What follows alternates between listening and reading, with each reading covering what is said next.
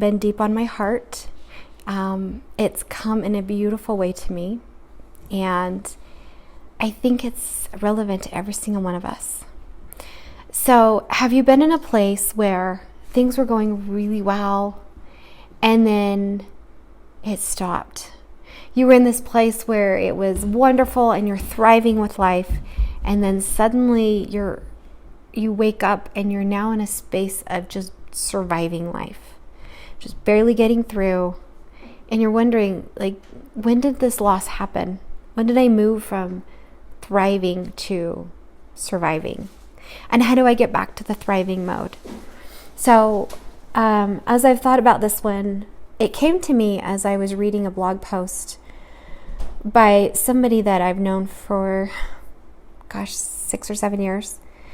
And when we lived near each other, she was going through a tough transition, but she knew she was doing it for the right reasons, the divine reasons.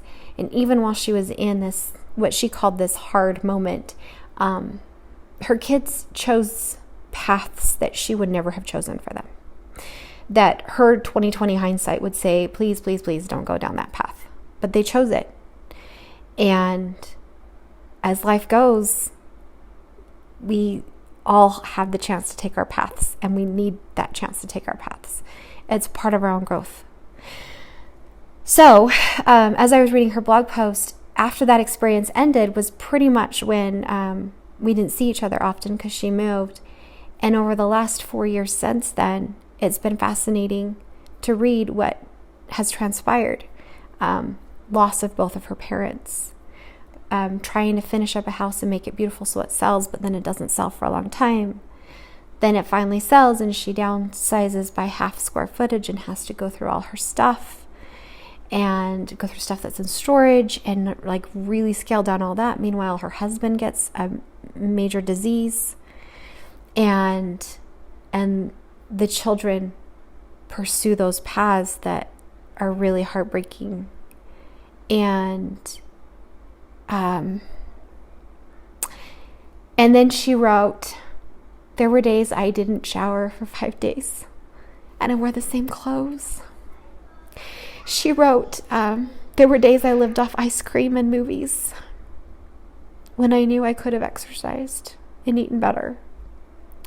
But she wanted that ice cream to give her more energy to just keep going. And why shower and change clothes when you're going to just get up the next day and work all over again?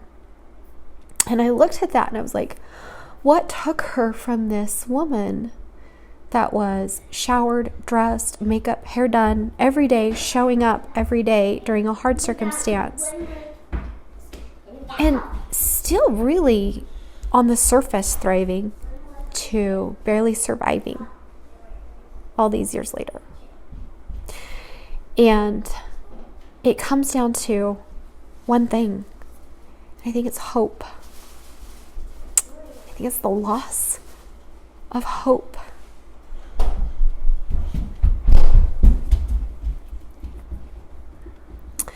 A lot of us have faith for a better life. And I think once you discover faith, that's the last to go. But there's a road, and it's first faith, and then it's hope. You get the faith that there really is something better. And then you start that path and you grasp and you're like, oh my goodness, now I can make my life even better. And some people wrap that up in the wording American dream. Like, I can really upgrade my life. I can upgrade my circumstances. I can make more money. I can have a better place to live in. Just all of that hope is grasped. And you rise. And then the challenges come. And I'm going to deviate just a second to teach a principle. When people have come to me for support of an illness, can the oils help with this illness? And I'm like, they will support your body. Your body is the only one that can choose to heal, but it will support you. Or the most recent question I was asked is, I was teaching someone about how your emotions play into how severe a disease can really be. And I said, when you work with me, I'm not going to promise to heal your disease or anything. What I can promise is that we're going to work on your daily emotions so that there is more hope in your everyday life. There are more tools for you to use to advance and to become better. Because in 10 years, with all those tools, you'll feel way better than you do today. Because it's a daily practice. So, will you need oils forever?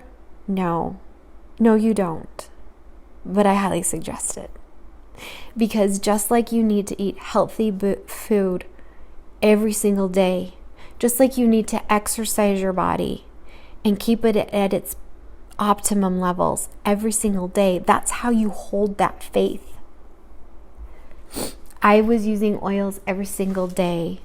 Last month was a tough month for me emotionally, and I made a list of all the oils I used and scanned for every week for the last 6 weeks. And some of them I have extra check marks because I would rescan over and over, and I'm like, oh, this one keep popping up. Okay, let's do that one.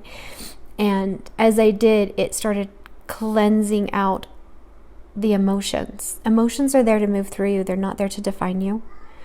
So when there's this loss of hope, thank you. When there's this loss of hope, it's just moving through you. And one of my favorite sayings from one of my coaches, Tiffany Peterson, was new level, new devil. Meaning when you're ready to rise to a new level, the challenges that come up make you feel like you've hit rock bottom all over again. And that's okay. Because it's those feelings that help you remember you're human. We all are. It's those feelings that help you remember that there are things to do to help you rise up. There are tools around you to help you rise up. So as I look around at me, I can identify people who are no longer thriving in life. They're simply surviving. And I wonder, when did their hopes start to wane? When did that new level show up and they were just like, and they shrank back? Or maybe they're just still trying to get through, but it just looks like surviving right now. And then there'll be that breakthrough moment where it'll go to thriving. Hope is what I believe that is really a personal journey. And it's that personal journey of hope that every one of us go through that will rise all of us. As a community, we'll all just lift together because there is no shortage of hope. But there's times we feel like there's a shortage. So from that hope, I want to take you to the next step. As I have watched people around me, especially people who now flow so much money they can't help but want to give back. And they search, like, where is my heart in the giving back? That's when that hope is so high, you want to bring hope to other people. I call that charity. It's just loving so much that you want to love on somebody else. You want to bring them hope. And that's a beautiful place. And so we're on this journey, and there's this continuum. And sometimes you're moving forward, and sometimes we slip back. But each time it's a couple steps forward. And who knows where we'll be at the end of our journey? Who knows where on that continuum we'll land? That's up to you. It's up to you. It's up to your own courage, your growth. But I just wanted you to know that there are people here for you. I am here for you. There are people around that are here for you. There are tools here for you. At one point during the last few weeks, there was 1 week where, as I read through my scan, I could see clearly where I was at. And I'd like to share a few of those oils with you. And then one of the oils that landed was cassia. It's an oil of self-confidence. And we all go through that. There's levels of self-confidence we feel. And that was the week my scan said, it's time to rise on your levels of self-confidence. Like, okay, I'll put on Cassia. That same week, I also scanned for Melissa and elevation. And on the days in the cloudy winter months in Washington State, when frankincense just didn't buoy up my brain's function enough, I turned to Melissa for that. Just jumpstart some of that brain function. Jumpstart some of those happiness levels again. But not only did I scan for elevation that week, I also scanned for elevation, which has Melissa in it, and it's another joyful blend. And I was like, okay, you know what? My hope is kind of bottoming out this week. I am so grateful that I can grab these and just put them on. And sometimes, depending on your hope levels, you have enough hope to get an oil and put it on. And there's other times you can't. When someone is so deeply despondent, they can't pick up a bottle and put it on their skin. I've been there. They don't even want, there's this inner drive that says, no, I can power through this. I can do this myself. I don't need help. But in all of that, we don't even reach for the one little bottle that might help. I've been there. And it's during those times I at least can use my voice and say to my husband, I don't have it this week. My willpower isn't there this week. Will you please put an oil on me? I need help. Have you ever been to that place? You just need help.